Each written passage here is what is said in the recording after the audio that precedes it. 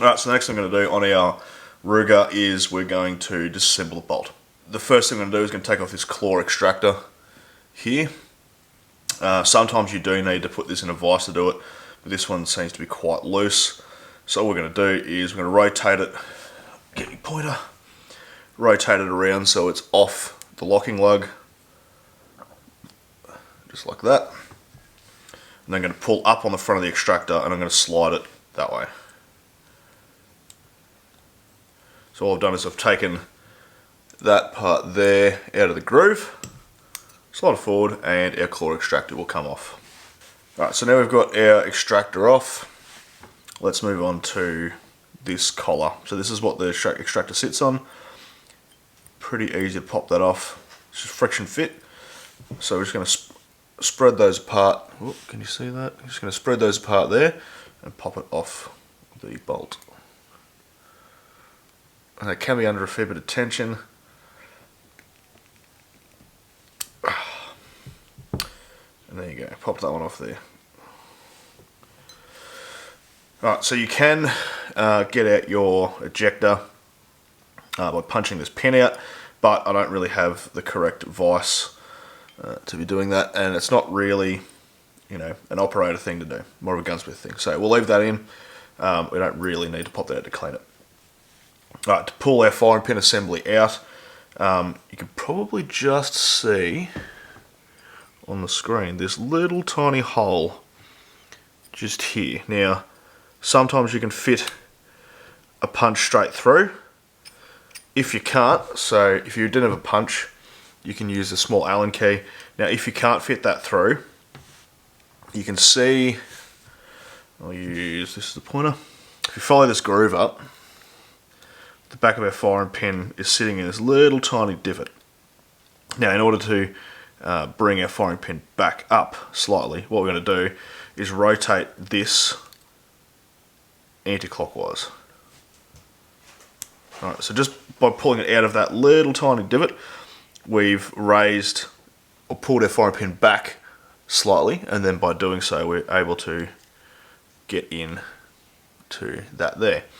Now, what I like to do is keep the Allen key, and I like to use an Allen key because it makes it easy to remove this. I'll show you why in a second.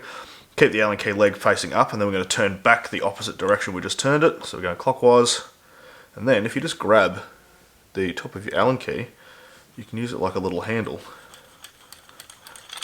and wind your firing pin out. So you can strip your firing pin assembly down even further, but you need a bench vise for that. And it can be a bit of a pain in the ass. You kind of need a little jig for it. What you need to do is you need to be able to compress off this shoulder here, and the shroud, you need to be able to compress it that way. And there's a pin through here underneath where this hole is that you need to punch out. Can be a pain in the ass. I'm not going to do it because you don't really need to do that to be able to clean it. So there you go. There's our bolt pulled apart. Now we can go through, clean all our components, and then we'll put it back together.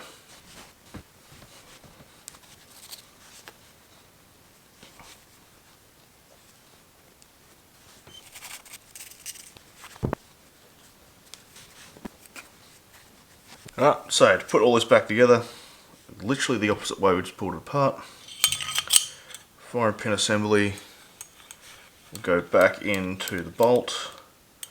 Bring this around to a little detent there. Pull out our Allen key.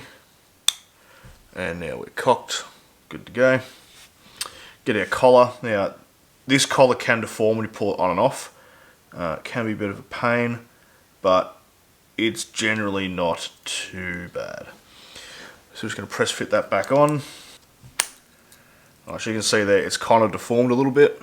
It's a little bit bigger, but that's alright. When we put our extractor back on, it pulls back in. Now you can see I sort of just bent that back in. It's not exactly spring steel, so it does deform a little bit.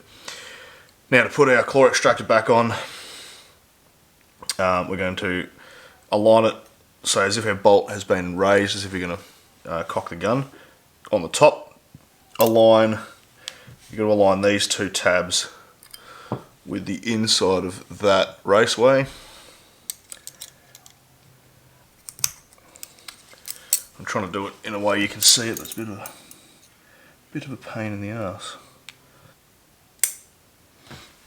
Alright, so I just got that started. I had to pull it up and like rest the back of the bolt against my chest to be able to get that to go there, which you wouldn't have seen, but I've got it started on there. And then we're just going to pull up on the front, bring it back until this little tooth sits in our little recess here, and then we just rotate it around until it sits over that locking lug, and now our bolt is fully reassembled, ready to go back in the gun.